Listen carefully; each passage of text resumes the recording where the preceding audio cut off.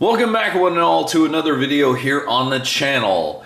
Well everybody, if you saw the post that I made about these guys earlier, I said that we would actually decide which one of these boys gets a video, but it was going to be done by total chance. Now what do I mean by that?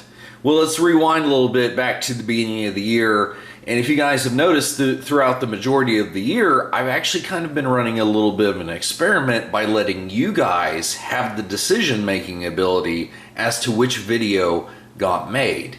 Now, the exception being the last two videos, those were my choices. However, I thought, let's try something different for this one. So we're going to go ahead and leave it up to chance. Now, I have my silver $1 coin here, which I thought they were gold, but okay.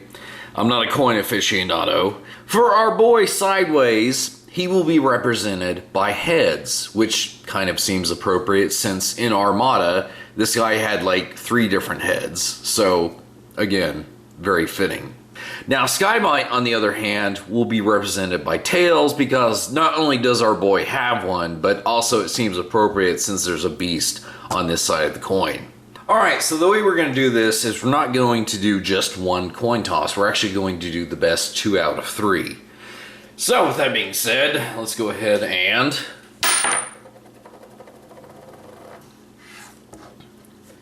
Looks like that is 1 heads, 1 for Sideways.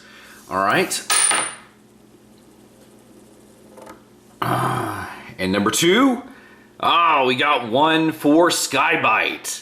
So this next toss will actually determine who gets the video. So let's see here. And it looks like it is heads. Well, alright. Looks like our guy here is going to be the one that gets his review. Well, better luck next time, Sky-Byte. There must be something you can do to keep busy. So he gets the glory while we get the trash detail, is that it? Yeah, I'm looking forward to giving you guys this guy's actual official review.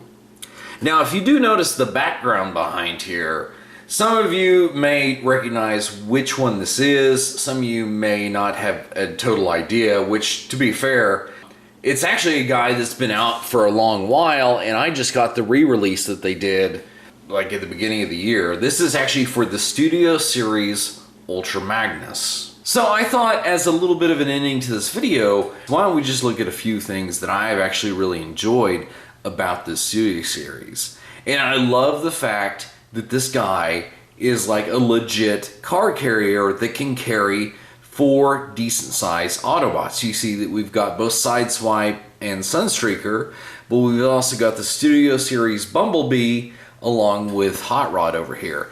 And the fact that, you know, he could just haul these guys around if he wanted to, that's really kind of a cool thing that I totally dig, because on the previous Ultra Magnus, you couldn't really do that, at least with 4. And even the 2 that it does sort of carry on top, that's kind of a precarious deal for it. But you can kind of see the difference between these 2 guys and the fact that not only is the Studio Series guy a lot bigger, but because it doesn't have to incorporate his initial robot mode, it kind of allows it to have a little bit more of that animation accuracy. Now, just for fun, here he is with the Generation 1 Ultra Magnus. Now, obviously, between these guys, you can see that this dude has the chrome bumpers and the chrome headlights. Over here, this Ultra Magnus has the red bumper with the silver bit right here. And then over here, our Kingdom Ultra Magnus really has nothing special going on other than the fact that his cab looks really, really stretched out and a little bit too tall. But, you know, that's a minor nitpick of that mold. And looking at it from this angle, the original Ultra Magnus mold can actually haul around 4 different figures. You can see here that we've got Hot Rod, Hound, the G2 version of Sideswipe, and then Rapido down here. So I like the fact that at least the new Studio Series guy, while he might be missing something later on robot mode wise, at least he's got the full car carrying mode. And yeah, so I dig this guy in his vehicle mode. So guys, please do not mistake the fact that even though I've been dogging a little bit on the Kingdom Ultra Magnus, I still very much like that iteration, because what it's going for is dynamically different to what the Studio Series is trying to achieve. And I think that that allows us to have some unique features with each version of this guy that helps these guys to feel really distinct, even though it's supposed to be different iterations of the very same character. So why don't we go ahead and look into that as far as his robot mode goes. Boy, you see me missing something there. But to be honest, guys, I like a white inner prime. I think the concept is really cool. I've always loved the fact that it's basically just Optimus Prime, but in a white and teal color scheme. You know, I love basically the blue faceplate, the red eyes that this guy has, and the fact that the Studio Series guy is sans that. I know that there's people that absolutely love it. I know that there's people that absolutely hate it. But I think in order to look at it objectively, basically to get here to have this animation accurate armored Ultra Magnus, you can't have the inner prime without sacrificing some of the aesthetics. I think that we learned that lesson with the Kingdom Ultra Magnus over here. Is it looks really great, as we'll see here in a second, but it doesn't look as close as this guy here. So by skipping the white prime stage, that's how you get here. And so again, while I like the white Optimus Prime in a robot, I cannot knock the Studio Series because it looks amazing. Okay, so we see all three of the guys here, and everybody's finally on the same page. Now, one thing that I do want to go ahead and mention about Ultra Magnus, the Studio Series version, is that up until like this guy came out, you know, I'd been messing around with the Kingdom guy, which, I mean, you know, you look at everything about him, he's pretty much in proportion. Well, when I looked at Ultra Magnus, even the online photos, this dude looks like super wide.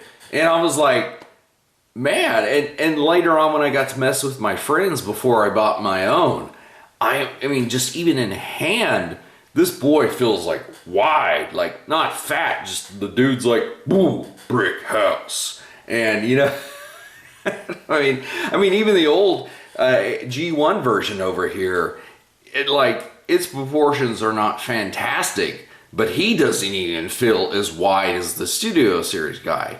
Now again, this is animation accurate, and Ultra Magnus is a big, chunky character. But, you know, I don't know, it just like, initially I was like, dude, his head looks tiny. But the more I've had him and seen him in a robot mode, it feels like it is in proportion. It's just the bodybuilder proportions on Ultra Magnus. That's kind of his signature feature. Now, what does amuse me is that the old original mold is even taller than he is. Like if you were to compare head to head, you know, he's taller head-wise, his shoulder pylons are just barely eking it out, so, which does conversely make the Kingdom Ultra Magnus look kind of small now, but you know, hey, whatever. Each one of these guys serves a different function, because I think that if you like Ultra Magnus as the armored guy, he's got you covered. If you like the original Inner White Prime, you've got one of these two options, especially with the missing link version of this guy, which he's like $170 US, which I'm good with this brick. Okay, I don't need this guy to have articulation because these two guys have that covered. Between the three versions that we have available, not counting like the Siege and the other million iterations, I'm saying just between these three, whatever basis I feel I personally need, I've got it covered. They do have this feature on this Ultra Magnus that if you go ahead and pop it up, those panels will open, and yeah, he does have the matrix, which it does kind of feel weird for Magnus, just because you can clearly see the matrix in there. But I mean, you know, he did have it for a moment in the video for the Chosen One. Basically got it back.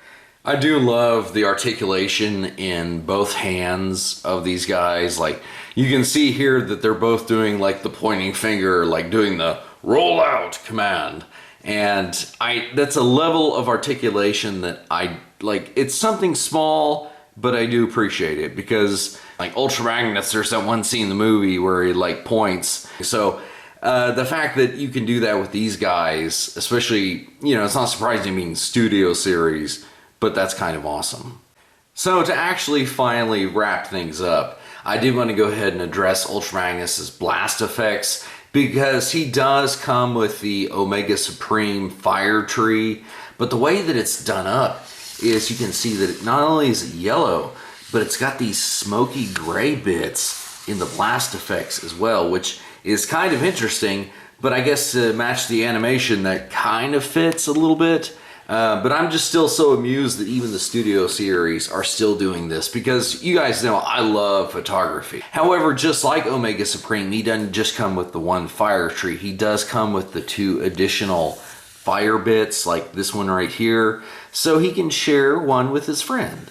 And it does make these blast effects look like they're not just having like a random explosion that just randomly ends. So I like the fact that it helps finish out his whole deal if you want to have him firing his missiles and his guns. And like I said, he has one to share with a friend over here. So I think that's pretty sick.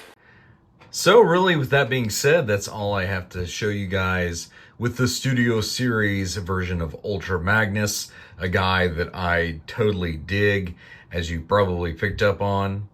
And if you guys are excited for the Sideways review that is coming out, please let me know down below. And I think other than that, everybody, that's really all I have to say. So until next time, we'll see you guys in another review.